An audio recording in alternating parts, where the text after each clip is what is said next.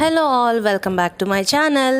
ఈరోజు నాకు చాలా ఇష్టమైన రెసిపీని మీతో షేర్ చేసుకోవాలనుకుంటున్నానండి. మీరు ఎప్పుడైనా తిరుపతికి కానీ నెల్లూరు ఆ సైడ్ వెళ్ళి అక్కడ బోండాలు ఎప్పుడైనా టేస్ట్ చూసారా?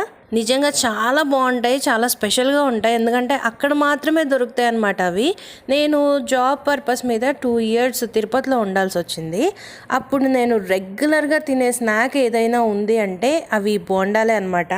అవి ఇక్కడ అంటే మన హైదరాబాద్ కానీ ఇంకేదన్నా ప్లేస్లో కానీ అసలు దొరకవండి, అక్కడే దొరుకుతాయి. సో ఇది ఎలా చేయాలి అని నేను కూడా యూట్యూబ్లో సెర్చ్ చేసి నేర్చుకొని చేసుకున్నాను అనమాట. నిజంగా చాలా బాగా వచ్చాయి. అందుకని మీతో కూడా ఈ రెసిపీని షేర్ చేసుకుందామని వీడియో తీశాను. ఇంకా ఆలస్యం చేయకుండా మన రెసిపీని స్టార్ట్ చేసేద్దాం. ఫస్ట్ అయితే ఈ బోండాలు వేసుకోవడానికి మనం దోసల పిండి నానబెట్టుకోవాలి. అంటే 1 కప్పు మినప్పప్పుకి 2 cups ఆఫ్ రైస్ వేసుకొని నానబెట్టుకోవాలన్నమాట. అంటే ఒక 2 hours నానబెట్టుకుంటే సరిపోతుంది. మీకు కుదిరితే నైట్ అంతా కూడా నానబెట్టుకోవచ్చు.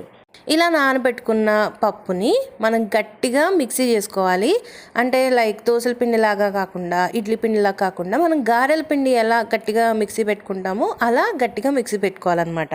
అలా మనం బ్యాటర్ రెడీ చేసుకున్న తర్వాత రుచికి సరిపడా సాల్ట్, అలాగే కొంచెం బేకింగ్ సోడా వేసుకొని మంచిగా కలిపేసుకోవాలి.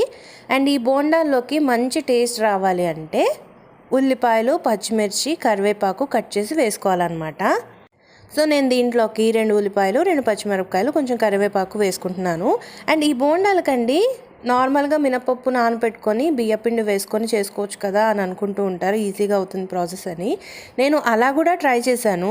కానీ ఇలా మనం రైస్, మినపప్పు నానబెట్టుకొని మిక్సీ పెట్టుకొని చేసుకుంటే వచ్చే టేస్ట్ బియ్యపిండి వేసుకొని చేసుకుంటే రాదనమాట.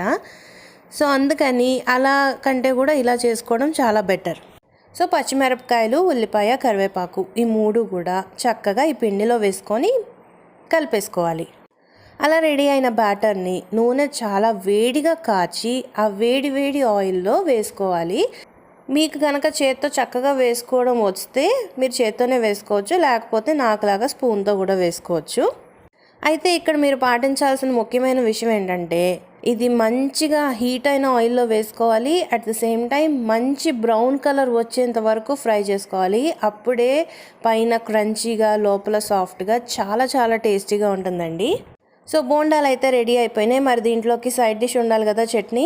ఈ బోండాల్లోకి పర్ఫెక్ట్ కాంబినేషన్ ఏదైనా ఉంది అంటే అది ఖచ్చితంగా ఉల్లికారమే. సాధారణంగా ఉల్లికారం పచ్చి ఉల్లిపాయలు, పచ్చి ఎండుమిరపకాయలు వేసి చేస్తారు. కానీ నాకు దానికంటే కూడా కాస్త వీటిని ఫ్రై చేసుకొని చేసుకుంటే ఇష్టం అన్నమాట. అందుకని నేను అయితే ఉల్లికారం ఇలా చేస్తున్నాను. ఫస్ట్ ఒక బాలిలో ఆయిల్ హీట్ చేసుకొని అందులో కొన్ని ఎండుమిరపకాయలు, మన రుచికి సరిపడా ఎండుమిరపకాయలు వేసుకొని అవి ఫ్రై చేసిన తర్వాత ఒక 2 ఉల్లిపాయలని కట్ చేసుకొని పెద్ద ముక్కలుగా ఇందులో వేసుకోవాలి. అండ్ వెంటనే కొంచెం చింతపండు కూడా వేసుకొని ఈ ఉల్లిపాయ ముక్కలు సాఫ్ట్ అయ్యేంత వరకు ఫ్రై చేసుకోవాలన్నమాట. మరీ బ్రౌన్ కలర్లో అవసరం లేదు. సో ఈ 3 కూడా అంటే ఈ ఎండుమిరపకాయలు, ఉల్లిపాయలు, చింతపండు ఈ 3 కూడా సాఫ్ట్ అయ్యేంత వరకు ఉంచుకొని చల్లగా అయిన తర్వాత రుచికి సరిపడా సాల్ట్ వేసుకొని మిక్సీ పెట్టుకోవాలన్నమాట. అంతే, చాలా సింపుల్గా ఉంటుంది కానీ టేస్ట్ మాత్రం అదిరిపోతుంది. ఈ బోండాలు ఎప్పుడన్నా ట్రై చేసినప్పుడు ఈ ఉల్లికారం మాత్రమే ట్రై చేయండి. ఏ పల్లి పచ్చడో వేసుకుంటే ఆ టేస్ట్ మనకు తెలియదు అనమాట. మొత్తానికి చూడండి, మన ఉల్లికారం అండ్ బోండాలు 2 కూడా రెడీ అయిపోయినాయి. సూపర్గా ఉంటాయి. మనకి రెగ్యులర్గా దొరికే మైసూర్ బజ్జీలాగా కాకుండా పైన క్రంచీగా, లోపల సాఫ్ట్గా, అండ్ ఆయిల్ కూడా కాస్త తక్కువ పీల్చుకుంటుంది అనమాట. సో ఎప్పుడైనా ఒకసారి ఇలా ట్రై చేసి చూడండి. బ్రేక్ఫాస్ట్ చాలా బాగుంటుంది. ఐ హోప్ ఈ వీడియో మీకు నచ్చింది అనుకుంటున్నాను. నచ్చినట్లయితే లైక్ చేయండి, కామెంట్ చేయండి, మీ ఫ్రెండ్స్తో షేర్ చేసుకోవడం మాత్రం మర్చిపోకండి. Thank you all, bye.